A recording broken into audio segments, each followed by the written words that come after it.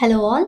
In the previous parts, we had a glimpse of what exactly Porunaraatrupadai means, and we also met two different Porunar troops, one impoverished, one who has already met King Karikaalan and is loaded with gifts. We also had a glimpse of various observations made by the poet or the Porunar of the rich troop. And he's given detailed description about the troop that is impoverished and the instrument that is carried by them and so on. And it is time for the bard to lead the way. So we shall go ahead with the poem. வழிபடுத்தும் பொருணன் பாடின பாணிக்கு ஏற்ப நாள்தோறும் களிறு வழங்க அதற்கானத்து algae இலையில் மராத்த எவ்வம் தாங்கி வலைவலந்தன்ன மென்னிழல் மருங்கில் காடூரை கடவுள் கடன் கழிப்பிய பின்றை. The bard shows the way. The bard sings in tune with the songstress all day long, where pachyderms about in the jungle deep throng, that hold sleeveless cadamber trees that grieve, the cast net-like shades almost not, move post prayers to the forest gods the lot. So he starts giving directions to the other troop on how to move ahead to erase their poverty. The first step that he directs is to pray to the forest god because they are going to travel a lot inside deep jungle where elephants roam about freely. So he says it is better to pray before they begin their journey. So where are they supposed to go? He continues.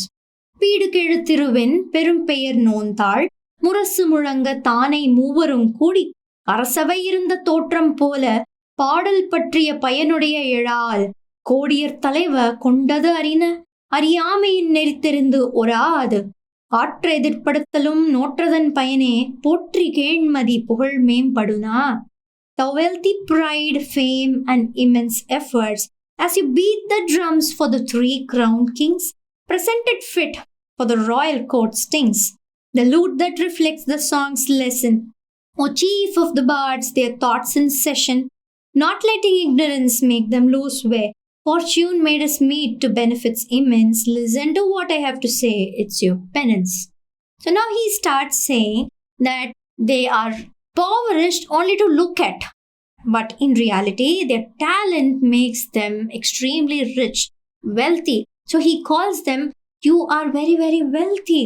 You have got a pride unmatched. So you have to reach the right place and get a recognition for your pride and talent. He says that the bards would definitely have accompanied several popular kings. They would have seen lot of courts. They would have seen lot of variety of people. And now they are in a very pitiable position. But this is soon to end. And the poet says that pride is one thing, but it should never come in the way of other people's betterment. Because they depend on us to live a good life. He says that it is time he listened to his advice and lead his troop to a place where they would be recognized and rewarded. Moving ahead. ஆடு பசி உழந்த நின் இரும்பேர் ஒக்கலுடன் need பசி ஒரா அல் வேண்டின் need இன்று எழுமதி வாழி ஏழின் கிழவ பழுமரமுள்ளிய பறவையின் யானும் அவன் இழுமென் சும்மை இடனுடைய வரைப்பின் நசையுணர்ந்தடையா நன்பெருவாயில் இசையேன் புக்கு என் இடும்பை தீர எய்த்த மெய்யென எய்யேன் ஆகி பைத்த பாம்பின் துத்தி ஏய்ப்ப கை கசடு இருந்த என் கண்ணகன் தடாரி இரு சீர்பாணிக்கு ஏற்ப விரிகதிர் வெள்ளி முளைத்த நள்ளிருள் விடியல் ஒன்றியான் பெட்ட அளவியின் ஒன்றிய. To ease your large troops' ravenous hunger, rise and march not to forget and wander.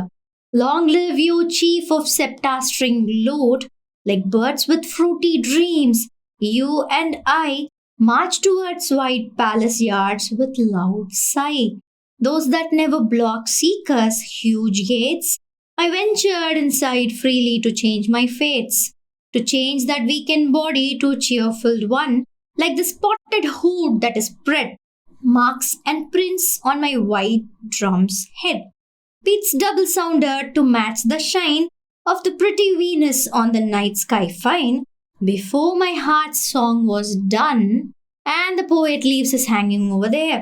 he explains how he went to the palace. He says that the palace yard is very wide and there are tall, huge gates which stand as guards.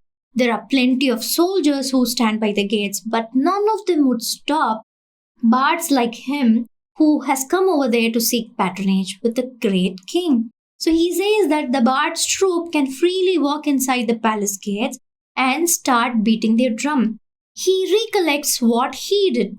He had a small palm drum with him, whereas our impoverished bard here has a septa-stringed lute, which is the serial. So we can understand that the lead singers of bards usually carried compatible compact instruments that accompanied their songs. This they used to play while they sang and danced as a performance in front of an audience. So while this person had a septa-stringed lute, that is 7-stringed lute, our poet who has already met Karikaalan took a palm drum with him to meet the king. He says that after having beaten the palm drum for over a long period of time, the drum's leather had his fingerprints on it. So he had just begun to beat the drum when he was stopped abruptly. Why and who asked him to stop? Well, let's put a question mark over here and continue in the next part. Thank you.